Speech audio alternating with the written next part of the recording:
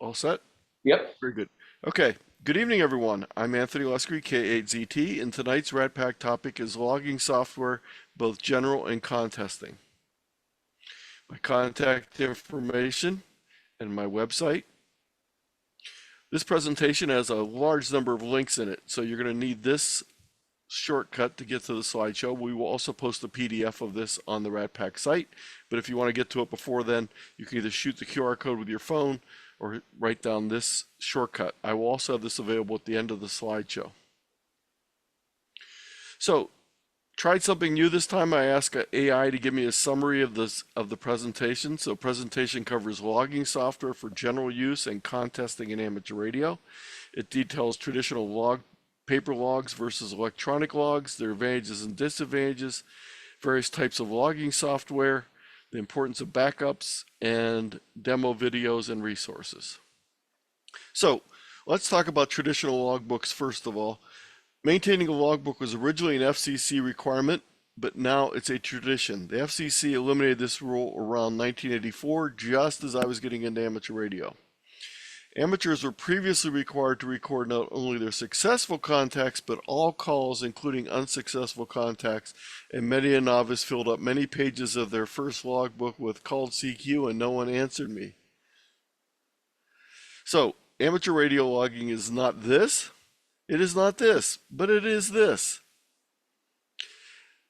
Traditional logbooks typically contain the date and time, the band and frequency, mode used, call sign of the other station, signal reports both sent and received, and comments, info about the other station including name, location, etc. This is a page out of my logbook from October 22nd, 1983, the first year I was on HF. I've been on HF for about 5 months at this time. And this was part of an article that I published in CQ Magazine, and KA1ITX sent me an email saying, "You're seeing the log page brought back memories from when I worked you." Traditional logbooks are available in a variety of formats, and a lot of times they were given away as swag at places like the Dayton Hamvention, or along with radios.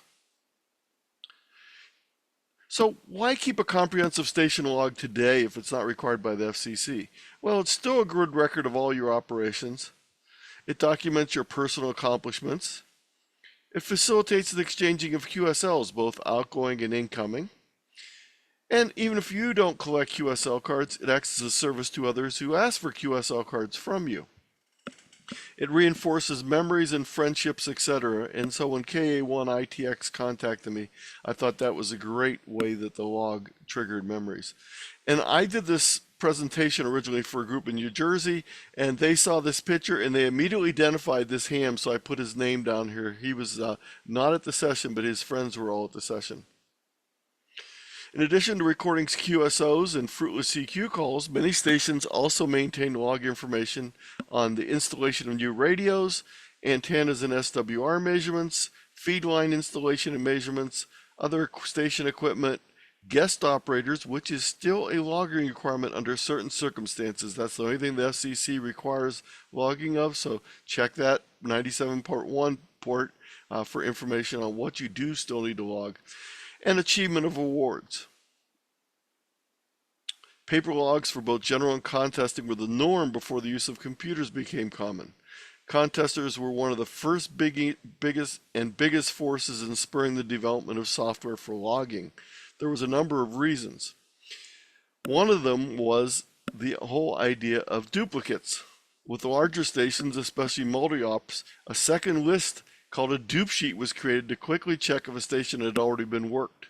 Often a separate person was assisted with both the logging and managing the dupe sheet. And you can see some people here at field day using a dupe sheet, and my wife still has fond memories of the big plywood board that sort of looked like this. And what you would do is, let's say you work W1AW, you would go to the ones, you'd put in a W, and you put in AW here. So that's how you'd find them, by looking in for the first letter and then the first letter of the suffix. So if we heard Whiskey 4 Juliet Tango, we'd look over here and see that it's blank, and we know that he has not been worked so far. So some of the advantages and disadvantages of paper logbooks. Advantages: they're easy to use, good for use in the field, do not require a computer, do not require power, although they do require light to be able to see. So that I guess someone mentioned to me that there probably is some power required at night. Some of the disadvantages include legibility issues. If you've ever seen my writing, you'd understand that. They're not searchable, they're not sortable, they're not transferable. I guess I could make a Xerox copy and send it to you. They're not usable for online QSLing, and they cannot interface to a radio. My biggest complaint when I did paper logging is I would change bands and forget to change it in the logbook. I'd record the time, but I'd forget to put the frequency change in. So electronic logging software came around in the early 1980s. And here's a program called LogProg. It was a DXer's log in BASIC. And you notice it says TR here. This is not a screenshot of that. This is a later program, but very similar. There was also an article in 1984. And this is interesting, talking about logging software. And one of the things in here is they lament the fact that they missed that paper logging already. So the first year it's available, they're already missing the paper logging. So what about these electronic logbooks? Well, you could do it yourself with commercial software. Spreadsheet software or database would easily allow you to build your computer log. But most people went a different route. There was logging software packages that were developed specifically for amateur radio, and they had a lot of features in them that made them much more useful for amateur radio than just using a spreadsheet or a database. They were designed specifically for amateur radio logging. There was paid, free, and shareware programs available, as there are now.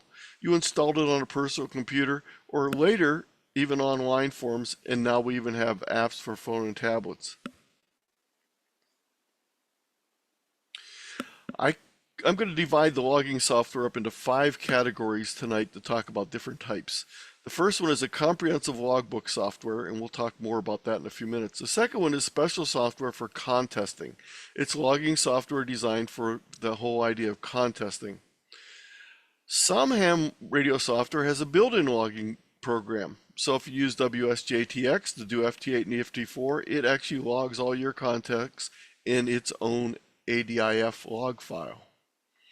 Some station logging software include other features, and these are often referred to as suites, but I'm going to call them station management software. Things like Ham Radio Deluxe, DX Labs, they have many other things besides the logging program. They might have a digital communications program, they might have maps, they might have other tools that you can use. And then the last group I'm going to group together is specialty logging software that's designed for specific activities, or it's available as an app for portable use, or for even individual contests may have their own logging software.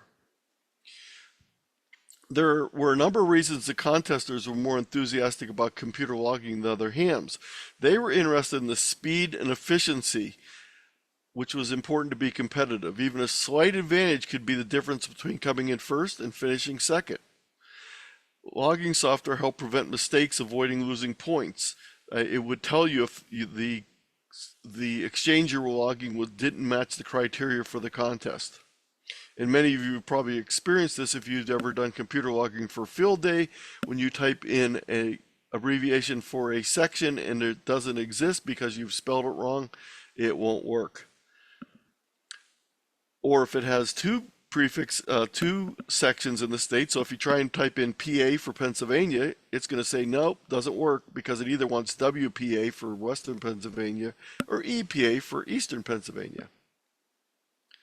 It also helps avoid dupes, and it saves time and effort. You can quickly look at your software and know whether you've worked a station before or not before you bother calling them. Contesting software features include quick and efficient logging, automatic dupe checking, keyboard and other shortcuts and macros to speed contacts and logging.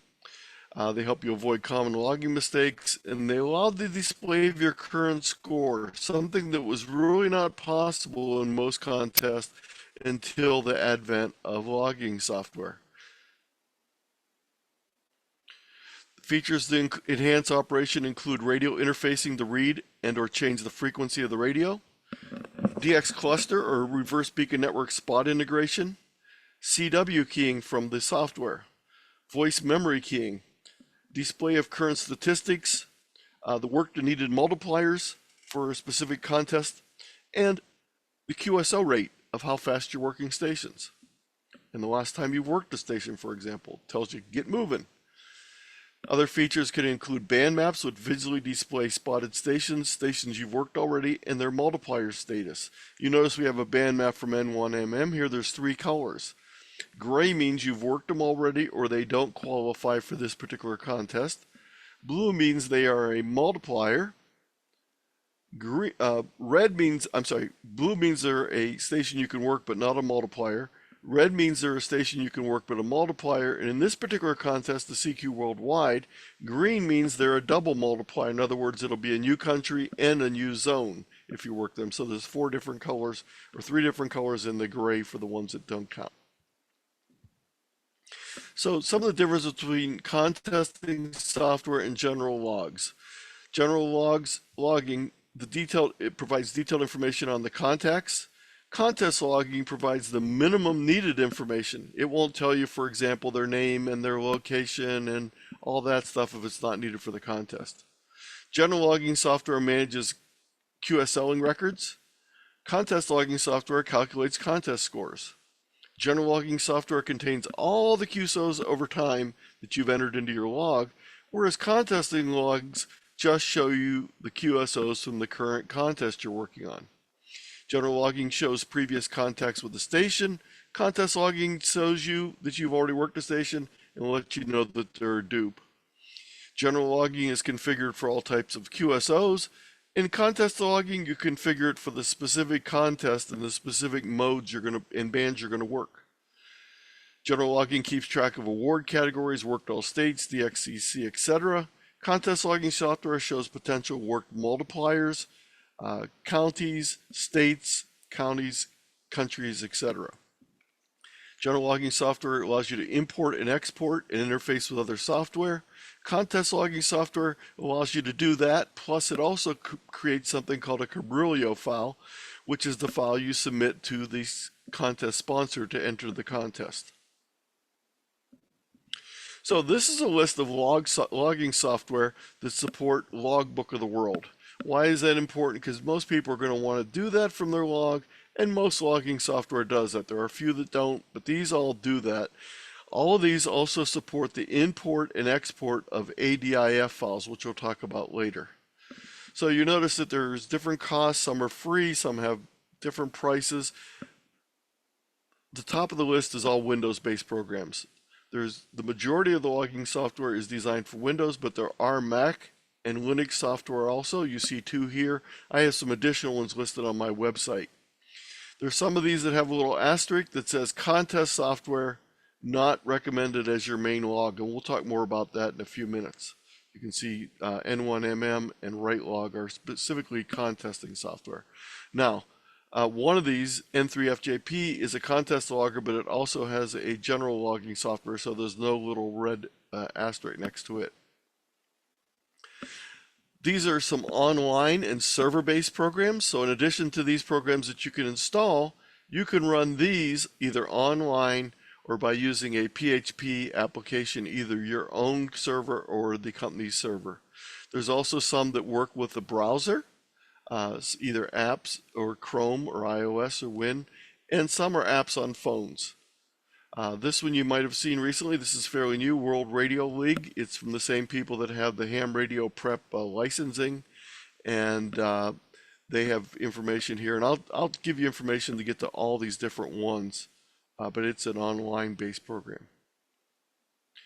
Here's some more specialty software. Hammers is very popular with POTA operators.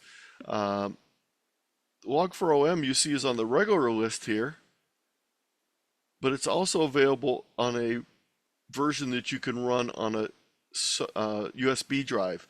So if you're visiting someone and you can take your log with you, they don't even have to have it installed. As long as they have a computer that you can run it off the USB drive, you can use it off the USB drive directly. Some Mac and iPad programs.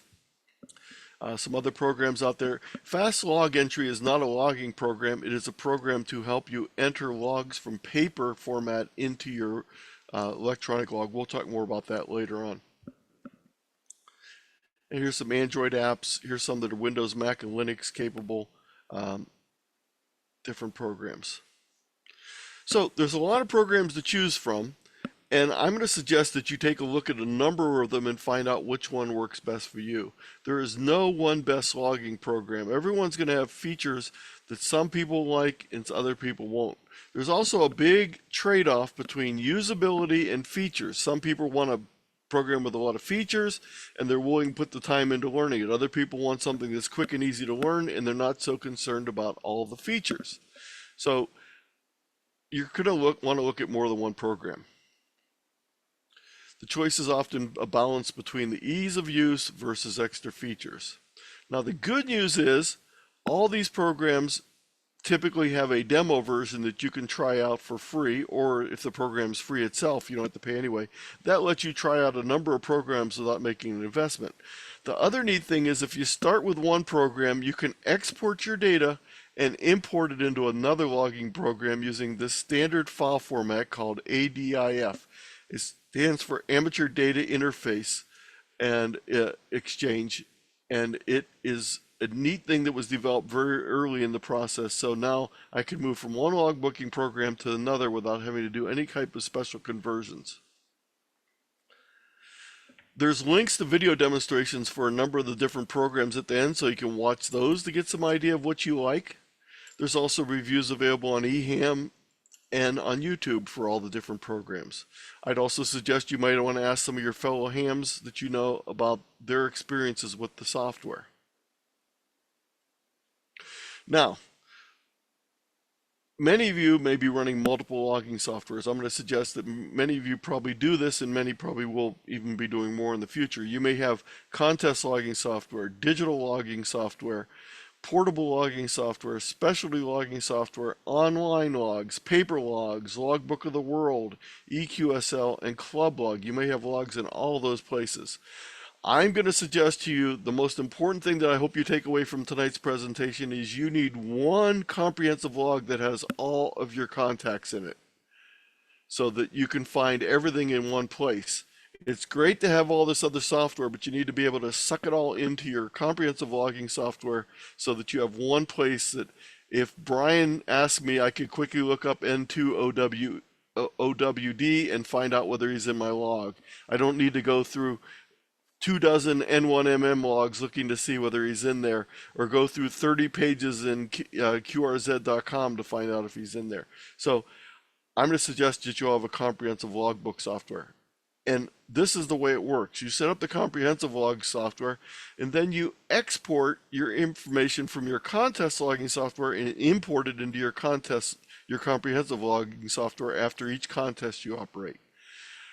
I do the same thing with digital, but the nice thing is this is automated. So every time I work a station with the digital software, it automatically pushes it into my comprehensive logbook at the same time. By the way, it also pushes it from the digital logbook automatically into QRZ.com for me. If I operate portable, I need to export that ADIF and import it into my comprehensive logbook. If I have paper logbooks or I go out in the field and take a legal pad with me, when I come back in, I have to transcribe it into my comprehensive logging software. I want to say something now, even though it's out of place, just so I don't forget it. When you're copying old contacts from paper logs into your logging software, check and make sure if there's a special mode for your comprehensive logging software called either non-online or non-real-time, so that it won't keep reading the radio and the date and putting it in there, because you're not going to want the radio frequency that's in your shack, and you don't want the time because it was a couple days ago or a couple hours ago. So find out whether there's two modes of entry, a fast entry mode or something for that for your software. Now, there's other programs. I do two-way communication. For my comprehensive logging software, I push up or upload my files to Logbook of the World. I then download my confirmations into my logging software. I do the same thing with EQSL. I push up my contacts and then I pull down my confirmations. I push stuff up to Club Log, and I also push stuff up to QRZ.com. And actually, I push my stuff up to QRZ.com from Logbook of the World, so it goes up that way after I push it up to Logbook of the World. But the whole idea is I have one comprehensive logging software, and I can go into that logging software, and it will show me all my contacts going back to 1983. So, let me turn the volume up a little bit.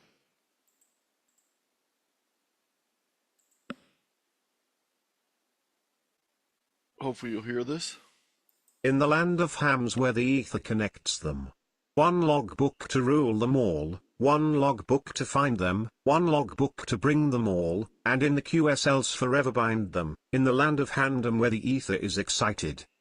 With apologies to J.R.R. Tolkien. The one ring and the one log. Some programs do not work well for comprehensive logs. I ask a lot of people, what's your logging software? And they'll say N1MM. And I said, no, not your contesting. No, I keep all my log in N1MM. The problem with N1MM is every time you create a new contest, it creates a separate log file. So if I tell you, am I in your log? And I say, I don't remember when I worked you. Maybe it was sometime in the last 15 years. Well, I worked probably 60 to 70 contests a year. So I got to go back and look through 900 logs to find your call sign? No. So N1MM doesn't count it as the comprehensive logging software. It's great that you can use it as your regular logging software, but you need to push it into something else to save it so you can work with it. The second thing is it's no good at handling things like QSLs. You can't keep track of confirmed QSLs. You can push up the Logbook of the World, but you won't know what you pushed up and what you didn't push up because it won't mark it as being sent up to Logbook of the World. So N1MM, no. Contesting software, not comprehensive software. QRZ.com. Here's the big killer for me. There's no interface to the radio. And I depend on the radio interface quite a bit, so I don't want that. Now, I can push stuff directly to QRZ.com from WSJTX, and it does send the frequency when I do that. So it's not interfaced with the radio. WSJTX is interfaced with the radio, and then it sends the information. There's also no way to handle paper or incoming Logbook of the World QSLing thoroughly with this. There are some rudimentary exchanges between QRZ and Logbook of the World, but it's not the best place to do all that. There's also no way to easily back up QRZ.com unless you have another logbook that you want to put it in. Many online programs have no way to do data backups, and I strongly suggest not only do you need a comprehensive logbook, but you need to have it backed up in a safe spot. So I suggest every ham have a comprehensive logging program to pull everything together. But on the other hand, if you are an avid contester, you're probably not going to want to use that comprehensive logbook. You're going to want to use contesting software, whether it's N1MM or N3FJP or whatever it is. They're designed specifically for contesters. There's a lot of advantages. Also for POTA or other portable operations, you may want to use a specialty software. So what contesting software is popular? This is from 2019. It's a little old. I think the numbers are actually skewed even a little bit more now. But 49% of the people that entered the CQ worldwide in 2019 used N1MM. The next highest was N3FJP, and they go down from there very quickly. WinTest is used by a number of big competitive stations like K3LR. It's actually a French-based program. But then you get into very small percentages. Some of these were very popular at one time, but are no longer very popular. And this one down here is a Mac-based logging software, and so is this one. So there are a few Mac-based softwares. I think this one is also. But Windows computers are so cheap, even if you're a Mac person, for contesting software, I would just buy a cheap Windows computer, hook it up to your radio, and run N1MM or N3FJP. Or you can run them under emulation with Linux or with Macintosh. So some features that are found in general logging software: radio interfacing, CAT control, computer activation of your transceiver. Software reads the frequency and mode from the radio. If you change the radio, the frequency changes in the log. You can also, from the log, change the frequency on the radio. It also reads the mode. It can pull information from a call sign database such as QRZ.com, or if you don't have internet access, from a CD of all the call signs. You can do award tracking. You can do QSL managing, both incoming and outgoing. You can do electronic QSLing tools, such as Logbook of the World, EQSL, are generally integrated directly into the software, so you don't need to use TQSL directly for Logbook of the World. It can do DX spotting and band maps, DX prefix lookup. So when you enter a call sign, it checks what country it's in. Distance and bearing calculations, CW keying. You can print out paper QSL cards. By the way, you can print out labels too. Don't print out labels. There's 3 reasons I'm going to tell you not to print out labels. One is if you send them via the bureau, it increases the weight of all your cards. Not a lot, but it's a little bit. Second, the printing on labels tends to fade. And even more important, the glue on the back of labels fails. So I have cards that are 30 years old, and the label is now off the card. So it's no longer a valid QSL. And I can tape it back on there, but that'd be very suspicious if I want to turn it in for credit for AWL for an award. So I suggest you get a printer that you can print directly onto the cards with. Live data exchange with digital mode software. So my WSJTX automatically pushes its information into the logbook, so I don't need to import it like I used to the first couple years. It looks up all the previous contacts I have to see whether I've worked someone before, or whether I've worked that country before or that state before. I can do contact sorting, and I can also do contact filtering. So I can sort by prefix, or I could find everyone whose first name is Joe that I worked. I can do data in import and export. Some of the software, but not all, has something called a safety log. It might have a different name, but it's basically a shadow log that's being written in the background to another location or another drive. So if you ever have N1MM crash on you, there is actually a shadow log that's being written in N1MM that you might be able to recover your data from. Now, the best safety logs let you set up which drive you want them on. So my safety log is on a different drive than my logging software. So if something would happen during a contest, I would still be able to recover it even if I lost my hard drive. Use the backup and restore tools in your software. Most of them require you to manually do it. Some let you schedule it. But once you do that, you need to have your backups in a different place than your logging software. If you do all your backups on the same computer, on the same hard drive, when the hard drive fails, you lose your logging software and you also lose all your backups. So you either need to put them on other devices, or what I do is I push them up to my Google Drive. So my backup files are on my Google Drive and on a second hard drive in my computer. So I actually have 3 places that they're at. You can also set it up so you can automatically copy. You can set up Dropbox, Google Drive, or OneDrive to look at a folder on your computer and automatically upload that information every time it changes in that folder. So what about electronic QSLing? We're not going to talk much about this tonight because there's a whole presentation that I did on electronic QSLing in the past, and you can look that up. But let's just go over a few things real quick. First of all, if you don't have Jeeves to fill out your QSL cards, electronic QSLing is really nice. But here's the presentation, here's the video that you can watch. But in order to use it, you have to have all your log in the logging software. You can't upload to online logging with paper logs. That's usually the first disappointment that people hear. So I have a couple suggestions about moving from paper logs to computerized logs. First of all, always start with your newest contacts and work backward. The reason for doing that is the most likely ones you're going to get confirmations for are the most recent ones.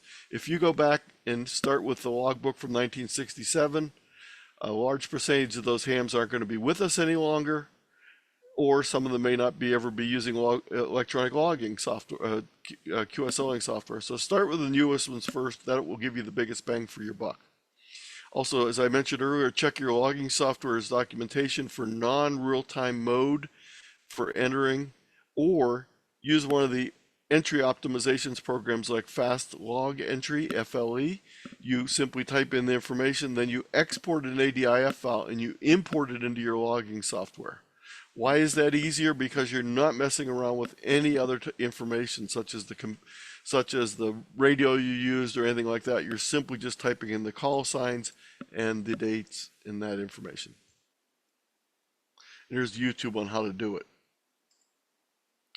Another helper software is called LM. This is by DL8WAA, and again, it works very similar to the FLE, but it uses flat base logs, text files, and then it converts it into ADIF files.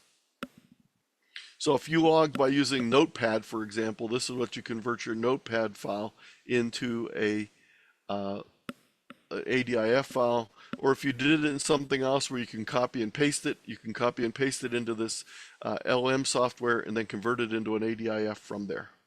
You can also use certain tools. If you log with a spreadsheet, you can move that into an ADIF file, and I'll show you those tools in a few minutes. So this ADIF I keep talking about, Amateur Data Interchange Format, was designed in the late 80s as a way to be able to exchange data, and almost every major logging software has the ability to import and export ADIF. There's also a number of tools where you can manipulate it, like you can split an ADIF file into two parts if it's too big. You can combine two ADIFs into one file, etc. Most contest logging programs use a different file called a Cabrillo file. Now the difference is ADIF is the same for every logging software. You might not use all the features, but it's all there. Cabrillo is only specific to one contest. So there's one Cabrillo format for the CQ Worldwide. There's one Cabrillo format for the AWRL sweepstakes, etc., etc. Each contest has a specific Cabrillo format. And the Cabrillo files are designed to make it easier for the stations checking the logging entries against each other and other things. So Trey Gerlach, N5KO, designed this, and he didn't want it to be associated with any specific group. So he looked out the window in California where he was writing this, and off in the distance was Cabrillo College. So he decided to name it Cabrillo. So that's your piece of trivia you can stump your fellow hams with. Ask him what Cabrillo means. It has no meaning except for it was named after a location. And they're the Fighting Seahawks or something. I forget what their logo means. Again, there's also a bunch of tools available to manipulate ADIF files, to manipulate Cabrillo files, and to create Cabrillo files if you need to. But you need to make sure you're creating for the specific contest you want. Also ways to move ADIF into Excel and back and forth to any spreadsheet format. So you can click on any of these links. They'll take you out. All this software is free, and you can just download it. When you download the ADIF master, it lets you read your ADIF files in a format that's much easier to read. Let me quickly demonstrate what ADIF files look like.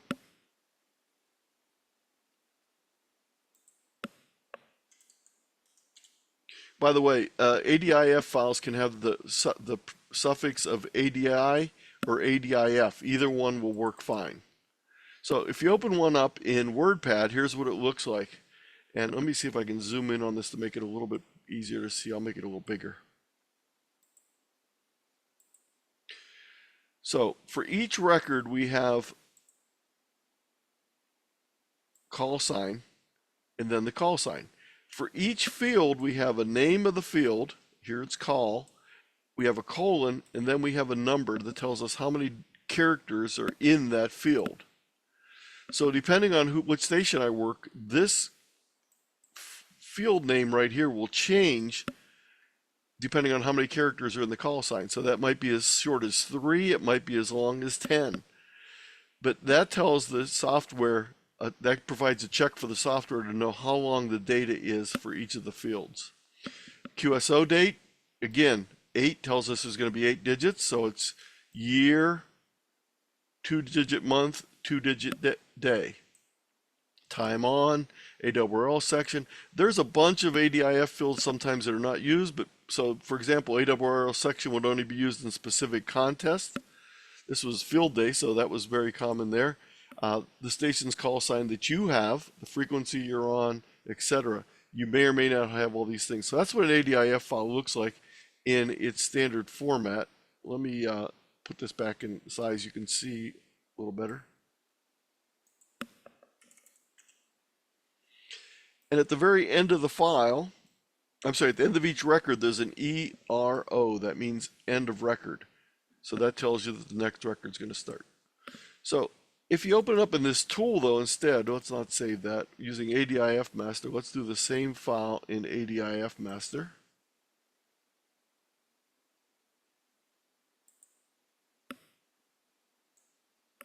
It displays it like a spreadsheet. It's still the same data. The header names are at the top now for each of the fields, and you can work with this, and it's much easier to visualize this particular ADIF file this way. Both of them work just fine, but this just lets you view it in a different way. And you can also do a bunch of different things with it. You can search in it, you can replace things. Let's say I put the wrong call sign for my own call in there. I could replace every instance of that with the right call sign.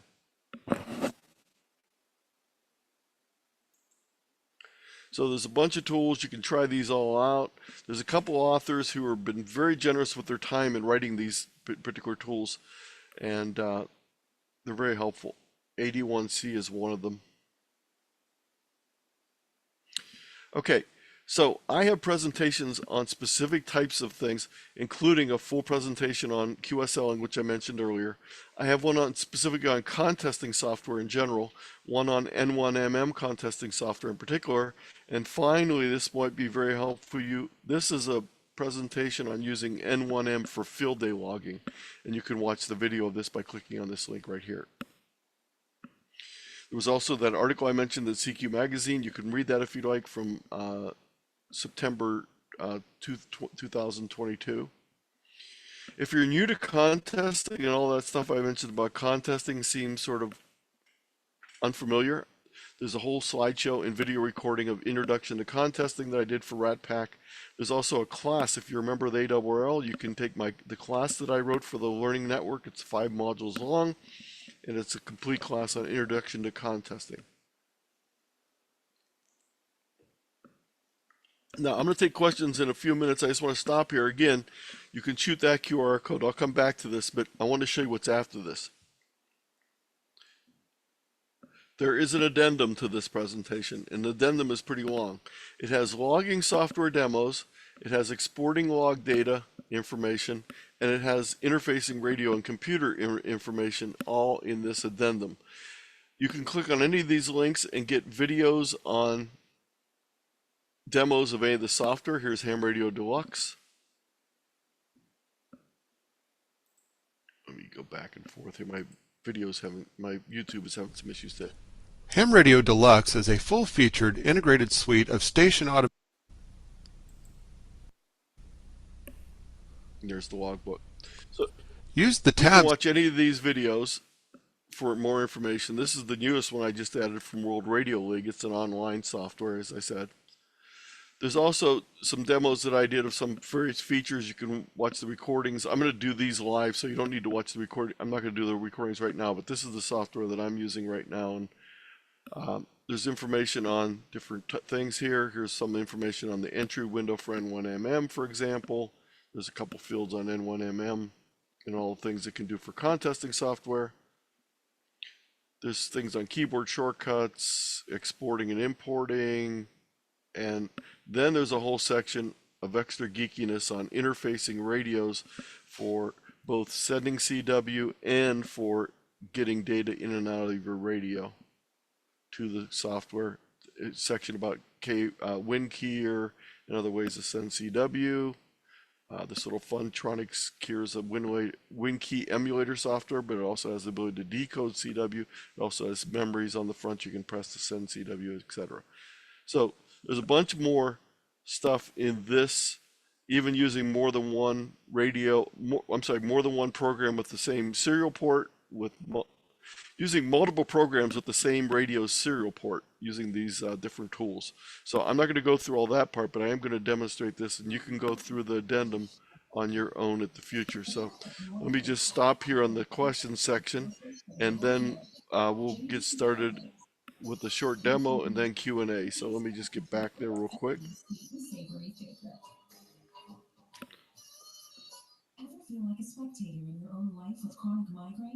Again, if you want to shoot the QR code for that, go right ahead. Roger. Tony hold. Yeah, 1 second. We got someone. Yeah. Can you? There we go. Okay, so let's take a look at my logging software. I use a logging software from a program from PDA Software called Logic 10. When I first started, it was Logic 1, and I've been using this since the DOS days with 3.1. Most of the logging programs let you customize what the fields look like in the windows, and this one is very customizable. So yours won't be the same color, or when you look at videos of it, it'll be different. I've been using this purple color forever, and I've been using this set of windows that are open. So up here, let's put a call sign in. I'm going to go ahead and log someone. So I'm going to go ahead and let me change the radio frequency first of all. Okay, so I'm going to work someone here in the crowd. We're going to work Monty. So KB0D, and I press the tab key and watch what happens.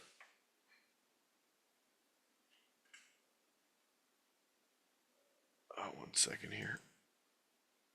Let me reopen that. Okay. Okay, so it went out and it put it read the radio frequency. It's on 18.068160. It read the mode of CW. It went out to QRZ.com and got the information. Now I have the cheapest subscription, so I can keep doing bunches of them. You can do a single lookup, no problem. But if you want to do a bunch of conversions, it's best to pay and have the access via the software. So I subscribe to QRZ.com. It also put in in addition to the information from QRZ.com, it looked at his call sign and determined he was in the United States. And it pulled other information from QRZ.com. It put the time in, put the date in, put the band in. I can put in information. I worked on my K3S and I was using my vertical antenna. I can put this in now, or I can do that periodically. I just update that every once in a while. I put in, if I'm using a radio that's not my regular radio, I put it in, but if it's not, I just update it with the regular radio every once in a while. Put the power in. I can send the QSL card. I can do all these sort of things. But the other neat thing I can do, and he doesn't have a picture in his log page. If you had a picture, I can drag the picture from his log page directly into my log and keep a copy of the picture that he has on his QRZ page. It also has a small band maps that's pulling information from DX spotting, so I can just, if I want to work the CU2BN, I can simply double click on that. It changes my band on my radio automatically, and when I work him, I can hit with the log button and it will log him. So we'll just pretend we're doing that right now. And notice it changed the frequency to 20 meters, and I got him in there. I'm going to delete him in a second, but I'm going to show you that I can grab his picture and just drag it in here if I want and save his picture in my picture folder. I can also put notes and address and bio and all that sort of thing if I want to. Now, let me delete both of these two so I don't forget that they're in there. I can also search for a call sign. So let's see if I've worked. Anyone know they worked me for sure?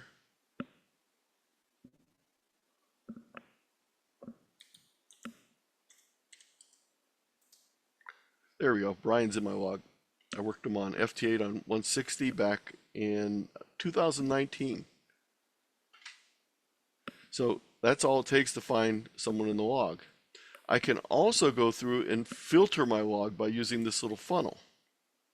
And when I do that, I can set any parameter I want. So I can go in and say, I want to find all the DX from, let's say, Mongolia. So I put in a JT for the DX. I hit OK. It now tells me there's 38 records that match that criteria.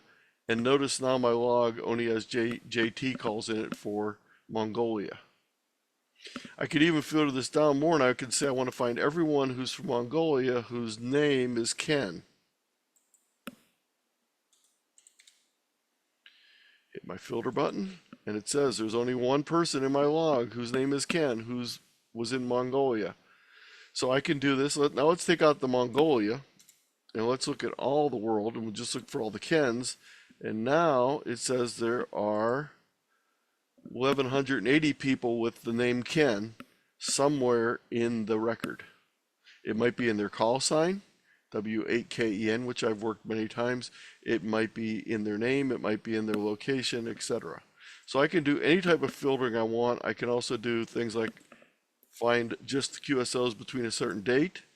I can say I want to find all the QSOs from last year between 01/01 2024 and 12/31 2024. Hit the filter button, and it says there are 4,190 records, and it shows them all to me. So that's some of the things I can do with the log. As far as QSLing goes, when I want to export my contacts to Logbook of the World, I click on that. It brings up a little screen just asking me how I want to set my features. It looks at my log and says there's 16 records in there that have not been uploaded to Logbook of the World. And it shows me the ADIF file that's going to send up. I close that, and it brings up TQSL. That brings it up automatically. It lets me pick which location I'm at. I'm at home. I say OK. If it was a different location, I could say that, choose that location off my list. And now it says, do you want to mark the exported log records as being sent? I say yes. And it puts a little sent on the Logbook of the World records on this side. So if I go to the newest, let me turn that off. It's still on. 1 second. I gotta clear that, then exit it. Okay. So if I go to my most recent log, you'll see that now there's a little checkbox that says Logbook of the World has been sent for that person. If I do the same thing with EQSL, it works the same way. If I want to import from Logbook of the World, I go up to QSLing, import Logbook of the World. It keeps my password for Logbook of the World in the software. When I say import directly from the web, it connects to the web, and it brings up a list of all the contacts that have recently been posted on Logbook of the World. You see, I've already checked some of them in, so there's a check mark, but I got a new confirmation from DL7SB. I got a confirmation from AA9RR, which I worked yesterday evening on FT8 on 80 meters. I click on automatically check these in, and it automatically marks those as checked in. So if I go to AA8R, you'll see that now there's an F for Logbook of the World confirmed. So all those things work from the software instead of having to do them manually. And there we go. Come on. I think I left the window open behind there. Let's close that. Okay. So that's some of the features. Now, if I hear a new call sign, I'm not sure if I worked them or not. I can type in the call sign, and it will show me over here if I've worked them before, and I'm not. But it'll also show me whether I have credit for J8 on this band. So 20 meters, I've confirmed a contact on mixed, and I've confirmed a contact on phone. That's why it's in red, showing me that it's there. Now, you notice this one here, I worked a CW contact on 30, but it's not confirmed. I can double click on that, and it will show me the station. And if I wanted to then pursue a QSL card, I could know that that's the one I want to get confirmed to get credit for that. I've only worked one person on CW on 30, and I might want to pursue that to get that contact. Okay, I didn't work this guy, so I'm going to delete that.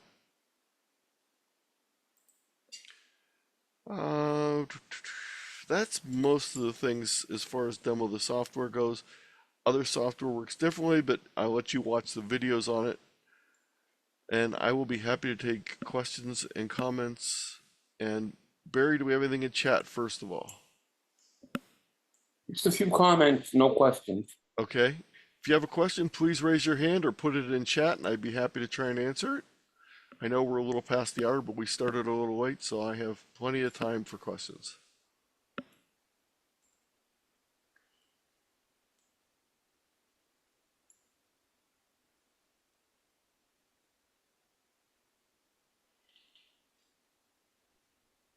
Yeah, Anthony, Yes. this is Dave, NASBE. Yes. Does the Logic 10 allow you to put multiple calls in for a round table? It's not really designed for that, and the best software for that is probably the NetLogger software. Yeah. It's not really designed. That's not one of the things it does. There is a couple other neat things it does. Here's one of the things I like, that this is a totally nerdy thing that most people wouldn't be interested in, but I can go down here in the tools and go to the advanced tools, and I can actually type a database command in. So if I say use log, I can type in any database statement here, and I could cause a lot of havoc if I do the wrong thing.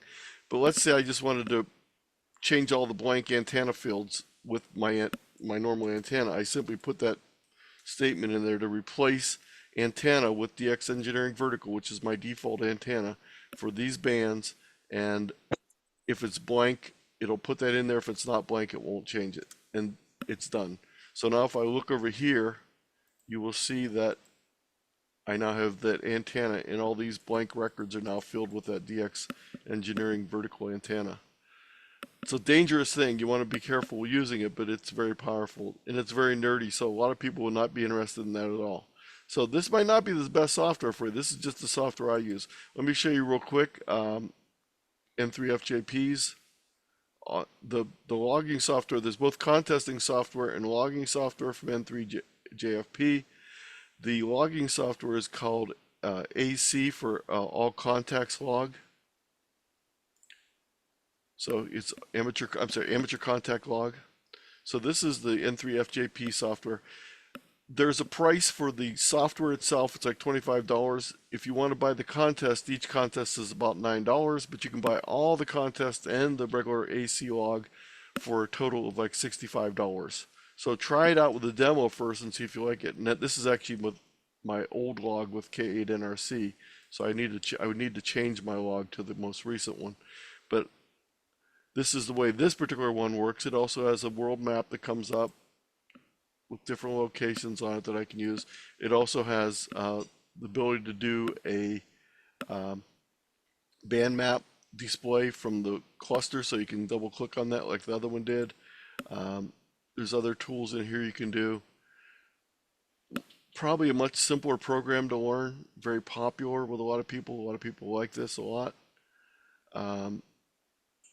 Type the call sign in here, puts the information in, reads the information from the radio again. So I'm using the COM port on my radio to get that information with the band, the mode, and the frequency. Another program that's free is called Log4OM.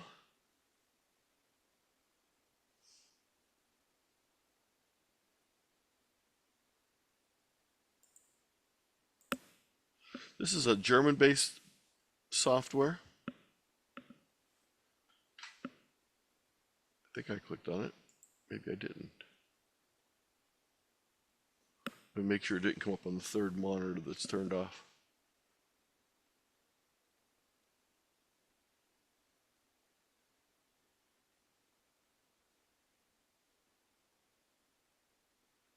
No, it didn't for some reason. Why did it not come up? For some reason, I must have changed, must be something wrong on the settings of that. Let's look at another program, Ham Radio Deluxe.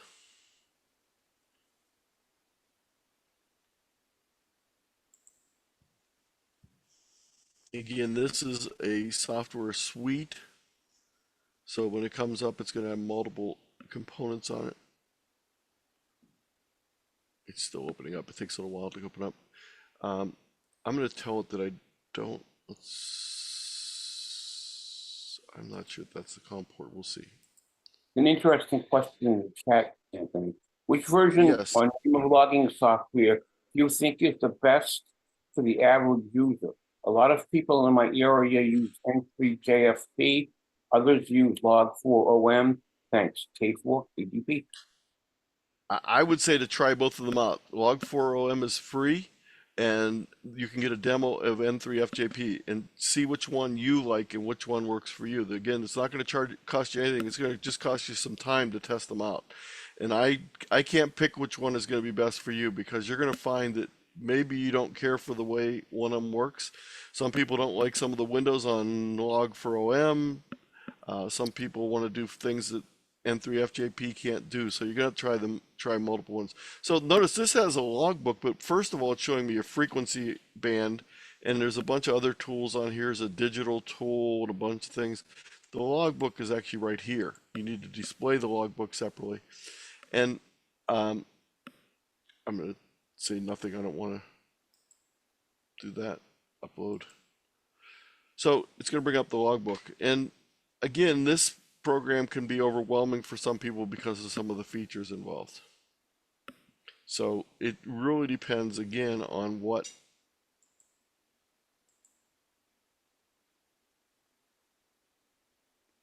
I don't think do I not have a log set up for this one? Oh, I was using this for W1AW Portable 8. And why is it not showing me the log? There we go. Now, oh, I need to pick a log. Again, I was using it for the W1AW Portable 8, and the log's not there right now, so I'd have to reload the other log. But this is what it looks like. So again, I'm not going to be able to pick that out for you, but watch the videos first of all. Then when you see the videos that you sort of like, either download the demo software or the free version. The demo software typically lets you only put like 50 or 30 contacts in before you, and then you can't do any more, but that gives you plenty of time to try it out. And again, you can always export that ADIF file and import it into another program. Other questions? Rich, do you want to come on and make your comment, because it's a pretty long comment in the chat? Just unmute yourself and ask it, and read what you type. Don't do this to me. Tony, quick comment, O&D. Doesn't it sound like fun? Spending an entire evening listening to you and I'm sorry. come up with new research at the IRS. What was the comment? Oscar November Delta. Yes, what was the comment? You do wonderful work. Thank Oh, you so thank much. you. Thank you very much. Okay, Rick, I use Ham Radio Deluxe Logger to upload the logbook of the world. Oh, by the way, I just talked to the Ham Radio Deluxe people on Saturday down at Dayton. There's a feature that I want them to add, and they said they're going to add it. When you do your upload to DX Marathon, if you do that, it doesn't let you pick the date of the export that you want to do, and they're going to add that. When you do logbook of the world, it automatically picks the date for you. So they're going to adjust that so that it'll let you pick the dates easier when you're doing those things. So he uploads the logbook of the world, downloads verifications. Sometimes older QSOs have been recently verified. My log goes back 5 years. How often would it be safe to and expeditious to download the entirety of logbook? You should not need to download again. Logbook of the world, when you download from Ham Radio Deluxe, it only downloads the ones that are there for you. You don't need to tell it to download everything. Even if you don't have things in your log, let's say you have a logbook from 6 years ago that you're going to put in by paper, and you type it in there. The next time you use Ham Radio Deluxe, it will look for those confirmations automatically for you. You do not need to download everything from Logbook of the World, and you don't need to upload everything to Logbook of the World again once you've done it once. And when was the last time HRD was updated? I don't know what the last date was, but I know that it's actively updated. If you want to continue to get updates, though, like a lot of the software, Logic, HRD, they would charge you a yearly fee to be able to get all the latest updates each year. Okay. So I paid. Ham Radio Deluxe has been spending about the last 2 years rewriting it all from scratch. That's why there haven't been any recent updates. Okay. Yeah, and when I talked to him, he was talking about adding features, so that's a good thing. By the way, these are small companies. This isn't like Microsoft or, Lotus 1, 2, 3 or big programs that millions of people use. These are programs that there's hundreds or thousands of people in the user database. So the people that do this software writing, they're not getting rich on this. So that's why they do charge the fees for the upgrades, because they need to keep some income coming in to support them. Also, a lot of these groups have groups.io or other mailing list. You definitely want to join the groups.io or other mailing list for the particular software you have. I know like Logic has a mailing list, but they also have an online form on their webpage, so I can go to their webpage and ask questions and exchange information with other users. So whatever one you're looking at, look and see what resources are available online for support on it.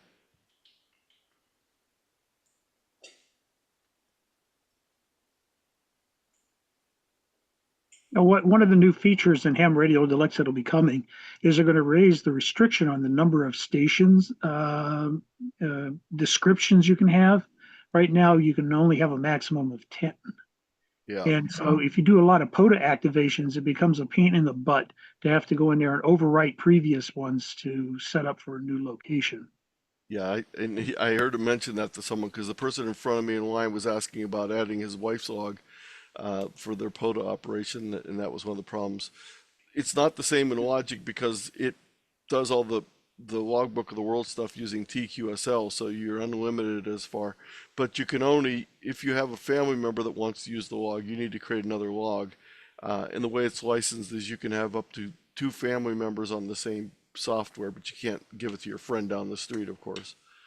And they all have verification keys and things to set up. If you don't want to pay money, that's fine. I look at Log4OM. It's a free program. There are a couple other free programs out there. So really, there's a lot of different choices, but it's something I use every day when I'm on the air, and I use it so much. And if you look, let's do this little filter a second. I want to show you something on this filter. If I don't filter anything, that means it's going to be all blanks. And when I look at that, when I hit the number, it says there's 123,430 records in that log.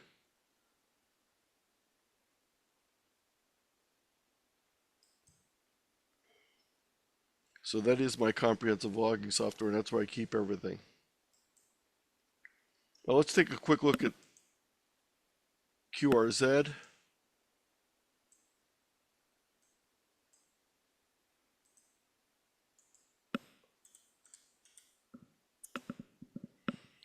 By the way, there's no charge to register with QRZ. If you've not registered yet for QRZ, make sure you register, and then you'll get your own account on a page. And once you do that, you can set a bunch of different things on the page. There's no charge to do this, to register. You can have a K8ZT page. You can put in what they call a biography, but it's basically a little web page for yourself. If you do nothing else after you register, make sure you go in and click on the details and check to make sure your grid square is accurate.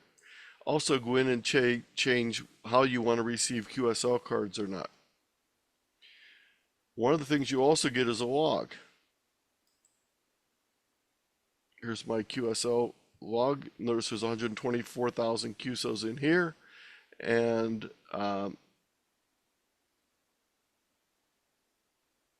there's information on each of these. There's also awards you can get from here. You can use this little award tool. You can get all these different awards. You can either get the free version or you can pay and get a paper certificate. I don't pay, so I get the version that just shows up on my page here. So when you go to my page, you see all the awards I have. There's no charge for that.